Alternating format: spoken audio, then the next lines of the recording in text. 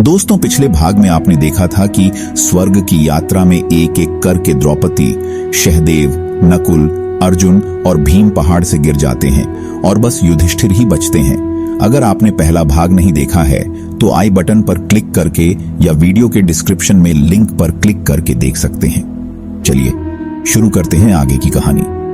थोड़ी देर चलने के बाद युधिष्ठिर कुत्ते के साथ स्वर्ग के प्रवेश द्वार पर पहुंचे, जहां इंद्र उन्हें यह कहते हुए रोक लेते हैं कि युधिष्ठिर, तुम्हारे साथ ये कुत्ता स्वर्ग में प्रवेश नहीं कर सकता है। इंद्र की बात सुनकर युधिष्ठिर ने कहा कि यह कुत्ता मेरा परम भक्त है, इसलिए इसे भी मेरे साथ स्वर्ग जाने की आज्ञा दीजिए। लेकिन उन्होंने ऐसा करने से मना कर दिया। परंतु जब काफी देर तक समझाने पर भी युधिष्ठिर कुत्ते के बिना स्वर्ग जाने के लिए नहीं माने, तो कुत्ते के रूप में यमराज अपने वास्तविक रूप में आ गए।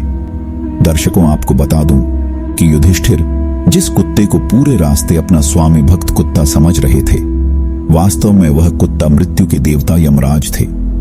युधिष्ठिर को अपने धर्म में स्थित देखकर यमराज बहुत प्रसन्न हुए। इसके बाद यमराज युधिष्ठिर को अपने साथ स्वर्ग ले गए। तब युधिष्ठिर ने देवताओं से कहा कि मेरे भाई तथा द्रौपदी जिस लोक में गए हैं, मैं भी उसी लोक में जाना चाहता हूं। सब देवताओं ने कहा कि यदि आपकी ऐसी ही इच्छा है तो आप इस देवदूत के साथ चले जाइए, ये आपको आपके भाइयों के पास पहुंचा देगा। युधिष्ठिर उस देवदूत के साथ चले गए। उसके बाद देवदूत युधिष्ठिर को ऐसे मार्ग पर ले गया जो बहुत ही दुर्गम और खराब था। उस मार्ग पर चारों ओर घोर अंधकार फैला हुआ था। सभी ओर लाशों का अंबार लगा हुआ था जिनसे दुर्गंध आ रही थी। इसके अलावा लोहे की चोंच वाले कौए और गिद्ध मंडरा रहे थे। वहां की दुर्गंध से तंग आकर युधिष्ठिर ने देवदूत से पूछा कि हमें इस मार्ग पर और कितनी दूर चलना है और मेरे भाई कहाँ हैं? युधिष्ठिर की बात सुनकर सेवदूत बोला कि देवताओं ने कहा था कि जब आप थक जाएं तो आपको लौटा लाओ। यदि आप थक गए हो तो हम पुनः लौट चलते हैं। युधिष्ठिर ने ऐसा ही करने का निश्चय किया। परंतु जब युधिष्ठिर वापस लौटने लगे तो उन्हें दुखी लोगों की आवाज सुनाई दी। वे युधिष्ठिर से बार बार कुछ देर और वहीं रुकने के लिए कह रहे थे। उन दुखी आवाजों को सुनकर युधिष्ठिर ने जब उनसे उनका परिचय पूछा तो उन्होंने कर्ण, भीम, अर्जुन, नकुल, सहदेव व द्रौपदी के रूप में अपना परिचय दिया। तब युधिष्ठिर ने उस देवदूत से कहा कि तुम पुण्य देवताओं के पास लौट जाओ। मेरे यहां रहने से यदि मेरे भाइयों को सुख मिलता है तो मैं इस दुर्गम स्थान पर ही रहूंगा। उसके बाद उस देवदूत ने यह बात जाकर देवराज इंद्र को बता दी। फिर कुछ क्षण पश्चात सभी देवता भी युधिष्ठिर के पास आ गए। देवताओं के आते ही वहां सुगंधित हवा चलने लगी। चारों ओर उजाला हो गया।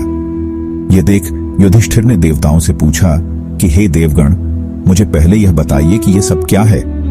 तब देवराज इंद्र ने युधिष्ठिर को बताया कि तुमने अश्वत्थामा के मरने की बात कहकर छल से द्रोणाचार्य का वध करवाया था।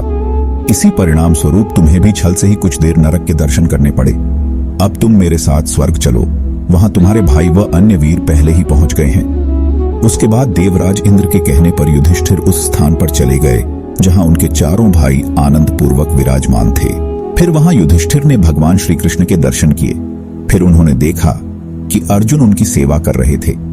युधिष्ठिर को आया देख श्री कृष्ण व अर्जुन ने उनका स्वागत किया। उसके बाद युधिष्ठिर ने देखा कि भीम पहले की तरह शरीर धारण किए वायु देवता के पास थे। कर्ण को सूर्य के समान स्वरूप धारण किए देखा और नकुल व सहदेव को अश्विनी कुमारों के साथ देखा। इसके बाद इंद्र ने महाभारत युद्ध में मारे गए सभी वीरों के बारे में युधिष्ठिर को विस्तार पूर्वक बताया। इस प्रकार युधिष्ठिर अपने भाइयों व अन्य संबंधियों को वहां देखकर बहुत प्रसन्न हुए। तो दर्शकों, आशा करता हूं कि आपको महाभारत से जुड़ी ये कथा पसंद आई होगी। अगर पसंद आई हो तो ज्यादा से ज्यादा लाइक को शेयर करें और कमेंट बॉक्स में जय श्री कृष्णा जरूर लिखें। धन्यवाद।